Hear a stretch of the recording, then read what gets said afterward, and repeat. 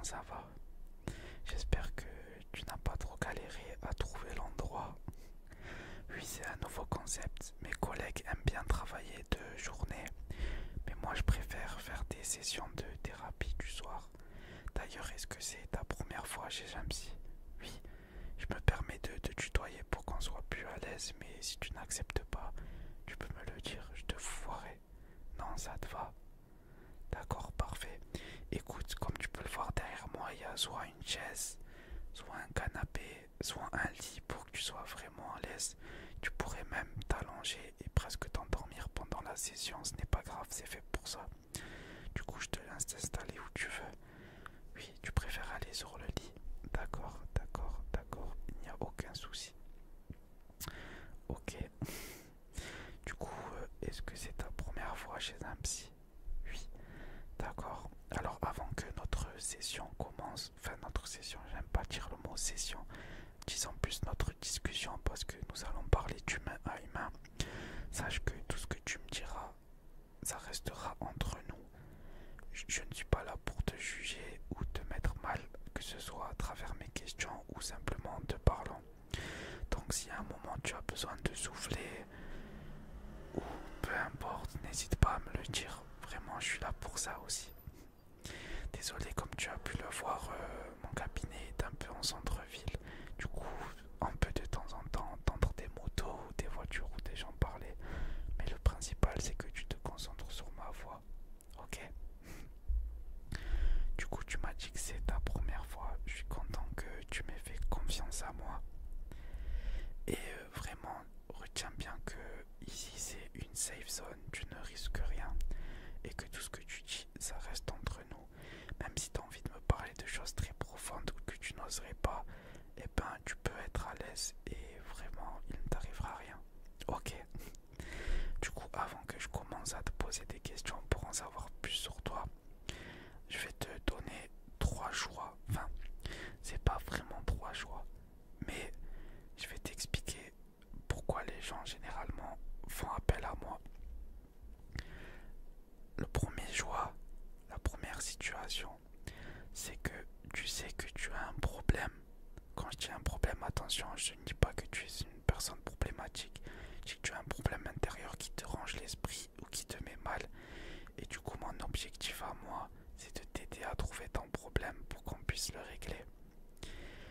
Le deuxième choix possible, le deuxième choix possible, le deuxième choix possible, c'est que tu as un problème et tu sais quel est ce problème, mais tu n'arrives pas à l'accepter car pour toi ce n'est pas une raison suffisante pour être mal, ou tu n'acceptes juste pas le fait qu'une chose comme ça puisse t'affecter. Et mon objectif à moi, ça va être de parler avec toi pour que tu puisses l'accepter, car sinon tu ne pourras jamais guérir cette plaie qui te fait du mal.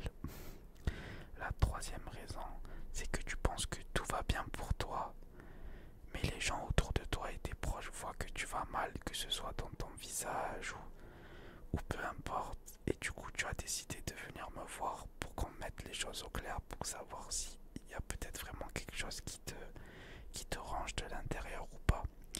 D'ailleurs, il ne faut pas avoir honte si en final on se rend compte que tu n'as aucun problème.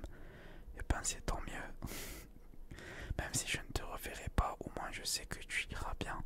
Donc vraiment, aller bien, c'est un choix possible aussi. Si tu es ici, ce n'est pas forcément que des choses mal t'arrivent ou que voilà, peut-être tu es aussi ici pour te réconforter à l'idée que tout va bien dans ta vie et tu as besoin juste d'une petite mise au point. Et peut-être que je suis la personne la plus compétente pour t'aider à réaliser ça. Voilà. Du coup, comme tu m'as dit que c'est ta première session, aujourd'hui je vais te poser des questions assez soft, dans le sens où je ne vais pas poser des questions qui pourraient te mettre mal et qui pourraient faire en sorte que tes mauvais souvenirs refassent surface, d'accord? D'accord. Du coup, j'aimerais que tu me dises ton prénom d'abord. Ok, c'est un très joli prénom. Et tu as quel âge?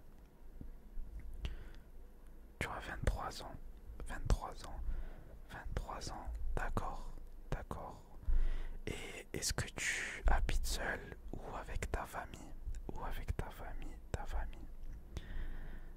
D'accord, tu habites seul. Cela fait combien de temps? 6 mois. 6 mois. Et c'est la première fois que tu habites seul ou tu en as l'habitude? Non, c'est la première fois. D'accord. Et est-ce que tu habites proche de ta famille et de tes amis ou pas du tout? Non, tu as complètement changé de ville. Oh, d'accord, ce ne doit pas être facile pour toi. Est-ce que tu es toujours en contact avec tes amis que tu avais dans ton ancienne ville ou ta famille? D'accord, tu n'es plus en contact avec tes anciens amis, vous avez coupé les liens et tu es en assez mauvais termes avec ta famille. Est-ce que je peux te demander pourquoi? Non, tu ne veux pas encore en parler pour cette première session, ça te met mal. T'inquiète, ne commence pas à stresser, je vois que ta voix est en train de trembler. Ce n'est pas grave, on va passer à une autre question. Vraiment, prends ton temps. Est-ce que tu as besoin d'une petite pause de 20-30 secondes? Non, ça ira. D'accord, il n'y a pas de souci. Du coup, tu m'as dit que tu habites seul et que tu n'as plus forcément de lien avec tes anciens amis, ni ta famille.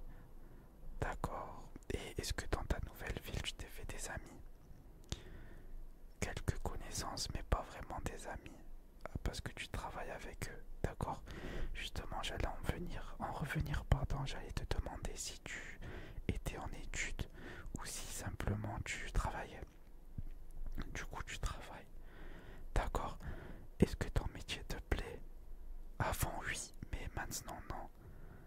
D'accord, c'est intéressant ça. On va aborder ce sujet aussi.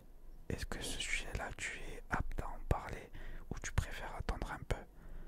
Non, ça te va. D'accord, parfait. Ok, du coup, pour continuer des questions, est-ce que tu es en couple ou bien est-ce que tu es tout seul? Tu étais en couple jusqu'à récemment, mais depuis que tu as déménagé, tu es tout seul. D'accord, d'accord. Est-ce que ça a quelque chose à voir avec le fait que tu ne t'entendes pas avec ta famille aussi? Enfin, que tu aies des mauvais termes en ce moment? Oui, mais comme tu m'as dit tout à l'heure, tu ne veux pas forcément en parler. D'accord, d'accord, d'accord, d'accord. En dehors de ton travail, est-ce que tu as des hobbies, des choses que tu aimes faire pendant ton temps libre? Avant, tu adorais le sport, mais maintenant tu n'as plus trop le temps. Et du coup, sinon, la seule activité que tu as vraiment, c'est regarder des films et des séries quand tu rentres chez toi le soir. D'accord, d'accord. Est-ce que je peux te demander pourquoi tu ne t'es pas fait des nouveaux amis dans ta nouvelle ville? Tu as tellement pas le temps de sortir que tu refuses toutes les propositions qu'on te fait et au final tu n'as pas forcément le temps d'apprendre à connaître des gens et tes collègues de travail, il n'y en a aucun que tu considères vraiment comme ton ami. Pourquoi ça? Parce que tu t'entends pas vraiment avec eux, vous n'avez pas forcément les mêmes centres d'intérêt ni le même humour. D'accord, d'accord, je peux comprendre. Tout à l'heure, tu m'as dit que tu n'avais plus le temps de faire du sport. Est-ce que tu peux m'expliquer pourquoi? Car tu travailles plus de 10 heures par jour et que lorsque tu rentres chez toi, le temps que tu manges et que tu te douches, tu es tellement fatigué que tu n'as pas la force de faire quelque chose d'autre.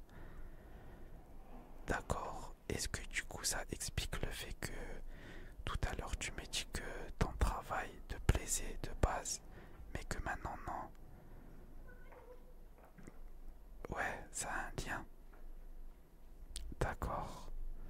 Du coup, si je comprends bien, ton travail, tu l'aimes, mais tu passes tellement de temps à le faire qu'au final, tu ne prends même plus de plaisir à le faire.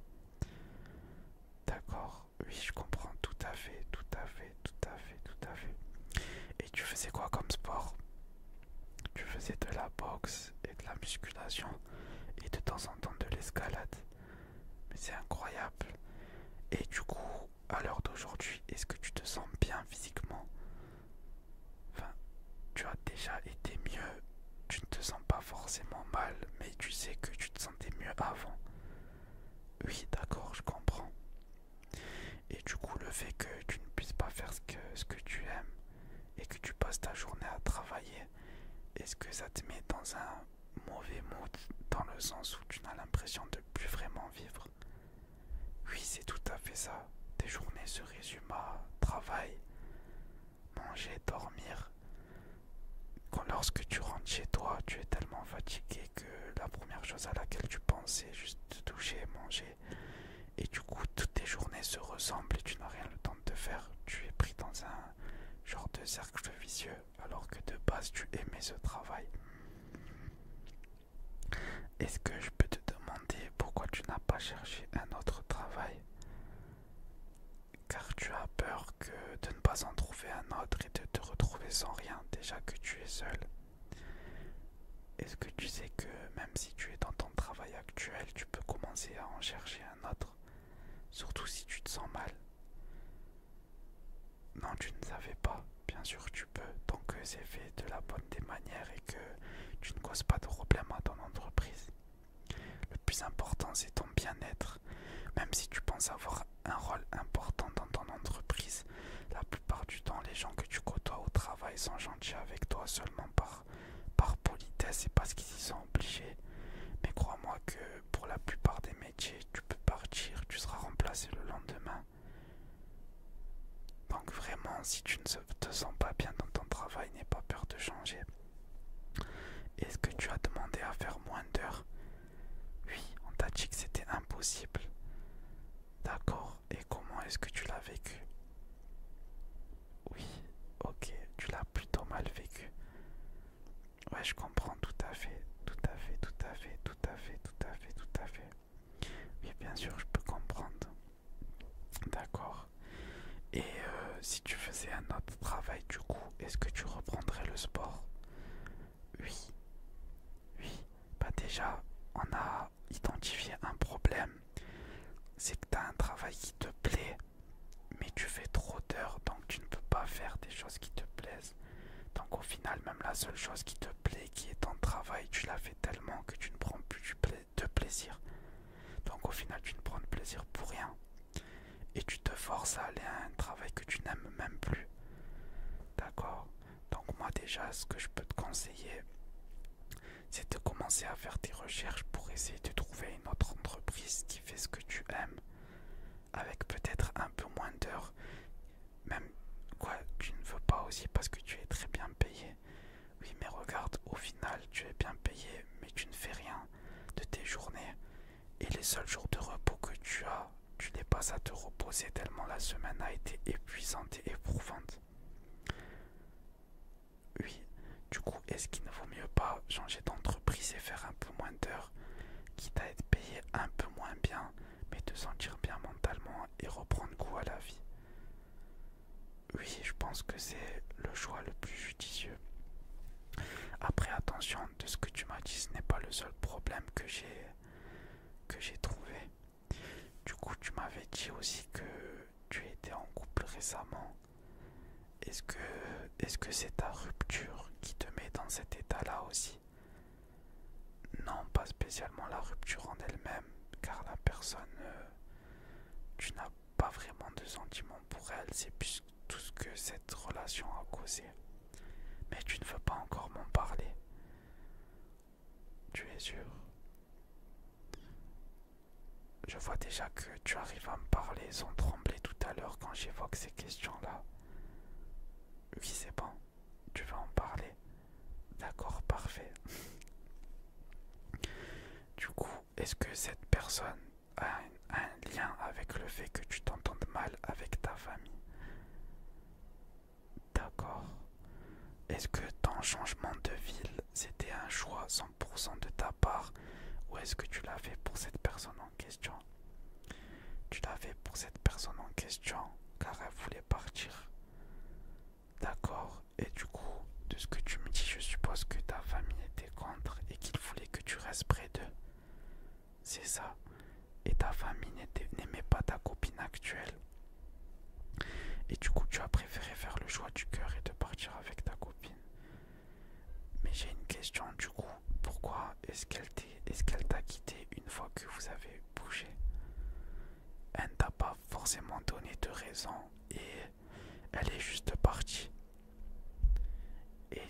est-ce que tu as essayé de reprendre contact avec ta famille?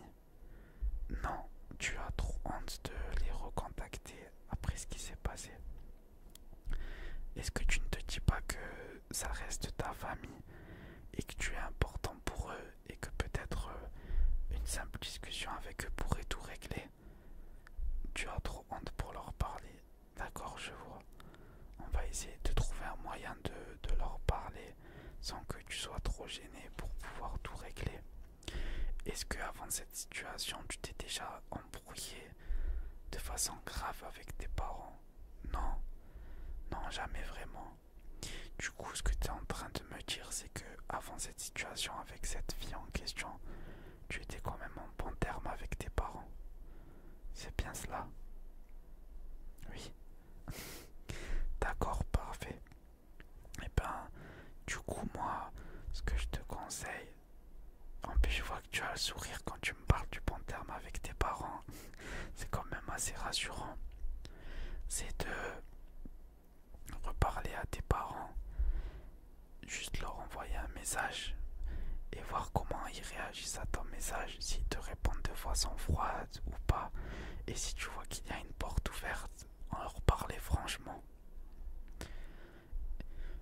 Tu me dis aussi du coup que tu aimerais bien retourner chez eux, vu qu'au final tu es parti pour rien à contre-cœur et que c'était juste pour cette fille en question.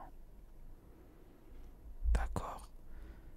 Non, moi je ne suis pas d'accord avec toi. Je suis sûr que ta famille serait extrêmement heureuse que tu reviennes. Surtout que à la maison tu ne faisais pas rien non plus. Est-ce que tu les aidais? Oui, tu les aidais en plus. Donc tu avais ton travail, tu les aidais et ils étaient contents que tu sois à la maison. Donc ce n'était pas un handicap pour eux que tu sois chez eux. C'était un choix collectif et tout le monde était content et y trouvait sa part. Oui, moi je pense que pour régler tous tes problèmes, il vaudrait mieux que tu recontactes tes parents, que tu leur dis que tu es désolé de ne pas avoir écouté leurs conseils et que vous régliez ça de façon saine parce que ça reste quand même tes parents et de ce que tu m'as dit, ils ne t'ont jamais fait forcément de mal. Encore, si tu m'avais dit que tu avais des problèmes avec eux, que ça ne se passait pas à la maison, ça aurait été un peu plus difficile et on aurait envisagé d'autres possibilités. Mais de ce que tu me dis, que lorsque tu étais chez toi, tu étais quand même dans un environnement assez sain et tout se passait bien. Du coup, je pense que le plus simple à faire, c'est de les recontacter, comme je t'ai dit précédemment, et essayer de voir ça avec eux.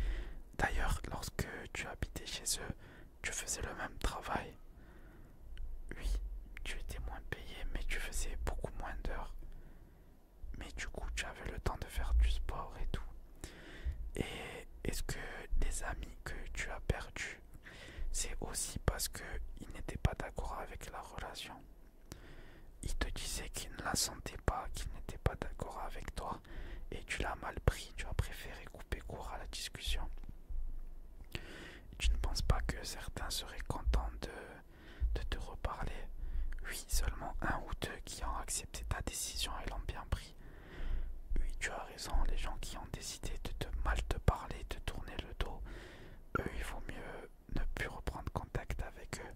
Mais ceux qui ont été compréhensifs et ont essayé de te faire comprendre les choses de façon positive et gentille, je pense que ça serait bien de reprendre contact avec eux. Surtout après tout ce temps passé tout seul. Tu imagines si tu passes ta vie au travail et à chaque fois que tu rentres chez toi, tu te retrouves seul sans aucune interaction sociale. Au final, toutes ces interactions sociales que tu as au quotidien sont forcées.